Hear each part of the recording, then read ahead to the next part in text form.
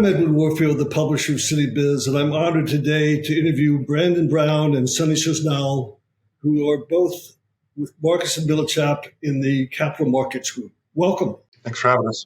Thanks for having us. Can you provide an introduction to the Capital Markets Group at Marcus and Millichap? So myself and Brandon, we're senior managing directors of Marcus and Millichap Capital Corporation in the Texas offices of Dallas and Houston, respectively.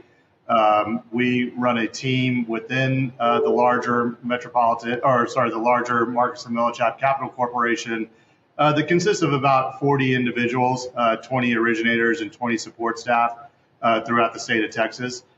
We focus on arranging debt and equity capital for all types of sponsors, buyers, sellers, developers, investors in commercial real estate across all product types. And can you provide an introduction to some of your major financings from this year? In the Houston office, we closed on a large transaction. It was a $56 million loan for a 422-unit apartment complex here. The significance of this deal was this was a client of ours that was acquiring the asset from through a different investment sales team that was not Marcus and Millichap, and they really wanted their debt group to run point on that deal. So after a couple weeks, the client reached out to us, said they weren't really getting the feedback and the terms they were expecting, and had us kind of take a look at the deal. We gave them our thoughts and felt there should be better financing options out there. They gave us the go ahead, and we went to the market and quite frankly approached 4 or 5 groups that we felt were the best fit that had not even been approached on the deal yet. So we're able to come into that deal, get the deal done as promised, as quoted initially, and it was just kind of a good success story to step in on a large transaction and help out an existing client. And Sonny, is there a deal that you want to highlight from this year that you were involved in? Yeah, sure. We're in a very interesting credit environment right now, changing due to the rapid rise in interest rates. We have a large construction loan closing in the next 30 days here in one of our markets for a multifamily ground-up deal. And in today's environment with rising construction costs and rising interest rates, it's been difficult to get lenders to get aggressive on any sort of leverage. And so we were able to basically create a very competitive marketplace for this particular asset. It's a 300 plus unit multifamily deal. We were able to actually achieve 80% loan to cost in a market that you typically don't get north of 65 or 70%. And that's primarily because we were able to bring 3 banks together, 3 regional banks to do one larger loan, rather than go to one of the larger money center banks that are tend to be somewhat more conservative in this market. And it would appear, given the interest rate environment that we're in, is your role changing a little bit from our origination to more advice? And if so, tell us how are you responding to the market today? Yeah, there's no doubt. All volumes are down, whether it's investment sales or financing activity, as buyers and sellers have a gap in pricing. Just lenders are a little bit more conservative. So we've gone into very much an advisory mode right now, helping clients plan for potential issues they have in their existing capital stacks, but also find opportunities within their existing portfolios that might be positioned for a sale next year or a refi next year based on just where they are in their business plan. So we are very much in advisory mode right now. There is plenty of transactions still happening, but we have shifted just with the lowering of our volumes. Yeah, no, I agree with that. I mean, right now there's kind of 2 things we're doing, and one is on the origination side where there are deals still happening. We're not focused on every last basis point or every piece of leverage as much as really today just having certainty of closing is very important in today's market, and understanding how the lender is going to get us a commitment and how that rate will be fixed or not in this time of higher interest rates as they continue to rise. The other part is just the advisory role that Sonny hit on, where we've done deals for groups over the past 2 to 3 years. We're looking at some of those loans. There might be some pacing covenants in there, or their rate cap's going to expire during the term. What do they need to do next? And so there's a lot of just conversations to get out in front of things and add that value as an advisory role in this kind of market. And as to the origination, is it office? Is it multifamily? What's the range of your capital markets purview? Our team, and when I speak of our team, I speak of our Texas team, our Houston and Dallas office. We're doing all food groups, all product types across the board. Dallas recently brought in a hospitality specialist. We have multifamily experts. We have retail experts. We do plenty of self-storage and industrial and just pretty much everything kind of across the board. Yeah. With in the last 12 to 24 months, I would say industrial and industrial and multifamily have been the favored asset classes. And so our volumes have basically reflected that. In this rising interest rate environment, you're seeing those lower cap rate asset types be more susceptible to rising interest rates and the amount of leverage you can put onto those assets. So our financing volumes are shifting from a product by product type. So we might see more retail and hospitality this year than we ever did from a percentage basis, just because those assets can afford more leverage than, let's say, multifamily or industrial. Although, people are still buying and building plenty of industrial and multifamily just with lower leverage. And so as an advisor, can you give us some samples or examples of some creative financing where you guys were very involved in a very creative capital structure that helped get the financing done?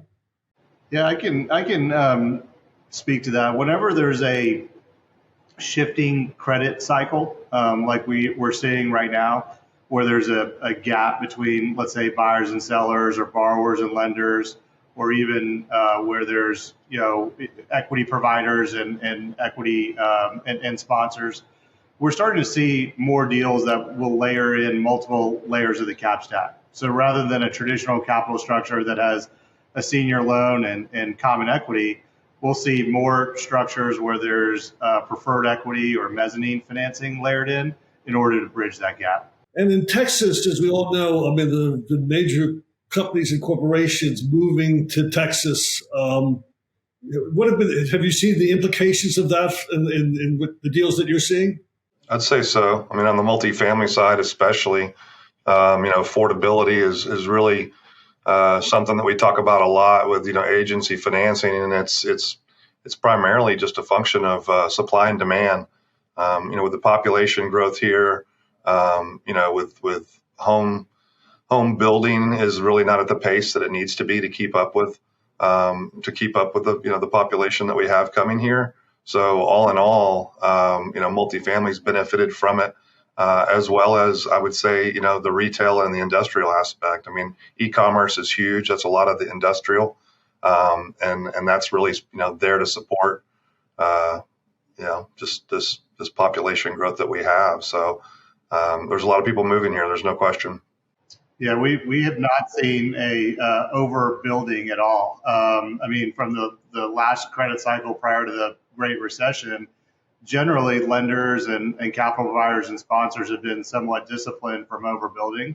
And so there's definitely demand, as Brandon mentioned, from all the inflow of population. And so but rents accordingly have been steadily increasing. And are you seeing new financial institutions coming in as sources that you're working with? Yeah, there's the new groups that are on the market or hitting the market now are a lot of preferred equity and mezzanine players, as Sonny mentioned a minute ago, to kind of fill the gaps in the leverage on the capital stack. Those are primarily the new players in the market. There's still plenty of liquidity out there, plenty of banks lending, and lenders wanting to put out money. It's just at typically lower leverage. So the new players on the street are more of the mezz and the pref equity variety.